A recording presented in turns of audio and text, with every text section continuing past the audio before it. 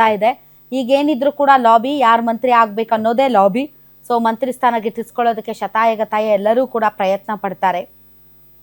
ಈ ಮಧ್ಯೆ ಇಬ್ಬರು ಹಿರಿಯ ನಾಯಕರುಗಳ ಬಗ್ಗೆ ನಾನು ಮಾತಾಡೋಕ್ಕೆ ಇಷ್ಟಪಡ್ತೀನಿ. ಒಬ್ಬರು ಟಿ ಬಿ ಜಯಚಂದ್ರ, ಇನ್ನೊಬ್ಬರು ಆರ್ ವಿ ದೇಶಪಾಂಡೆ. ಸೊ ಇವರಿಬ್ಬರು ಕೂಡ ಅತಿ ಹೆಚ್ಚು ಬಾರಿ ಶಾಸಕರಾಗಿ ಆಯ್ಕೆ ಆದಂಥವ್ರು. ಹಾಗೆ ನೋಡಿದ್ರೆ ಹಿಂದೆ ಮಂತ್ರಿಗಳಾಗಿಯೂ ಕೂಡ ಕೆಲಸ ಮಾಡಿದಂಥವ್ರು. ಟಿ ಬಿ ಜಯಚಂದ್ರ ಅವರು ಆ ಭಾಗದ ಒಬ್ಬ ಕುಂಚಿಟಿಗ ಸಮುದಾಯದ ನಾಯಕ. ಅದರ್ವೈಸ್ ಆಲ್ಸೋ ಕರ್ನಾಟಕದ ರಾಜಕಾರಣದಲ್ಲಿ ಅವರ ಕೊಡುಗೆ ಇದ್ದೇ ಇದೆ.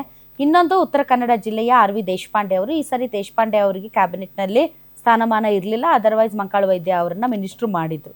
ಮಂಕಾಳು ವೈದ್ಯ ಅವರ ಪ್ರೋಗ್ರೆಸ್ ಕಾರ್ಡ್ ಎಷ್ಟಿದೆ, ಏನಿದೆ ಅನ್ನೋದು ಗೊತ್ತಿಲ್ಲ. ಬಿಕಾಸ್ ಅವ್ರು ಯಾವತ್ತೂ ಕೂಡ ಮಾಧ್ಯಮಗಳ ಮುಂದೆ ಬಂದು ಮಾತಾಡಿದ್ದೇ ಇಲ್ಲ. ತುಂಬ ಸೈಲೆಂಟಾಗಿದ್ದರು. ಮೊನ್ನೆ ಪ್ರವಾಹ ನಡೆದಾಗೆಲ್ಲ ಕೂಡ ಅವರು ಸ್ಥಳಕ್ಕೆ ಹೋಗಿ ಅದೆಲ್ಲ ಚೆನ್ನಾಗಿ ಮಾಡ್ತಾರೆ. ಅದರ್ವೈಸ್ ತುಂಬ ಓಪನ್ ಆಗಿ ಮಾತಾಡುವಂತಹ ವ್ಯಕ್ತಿ ಅಲ್ಲ.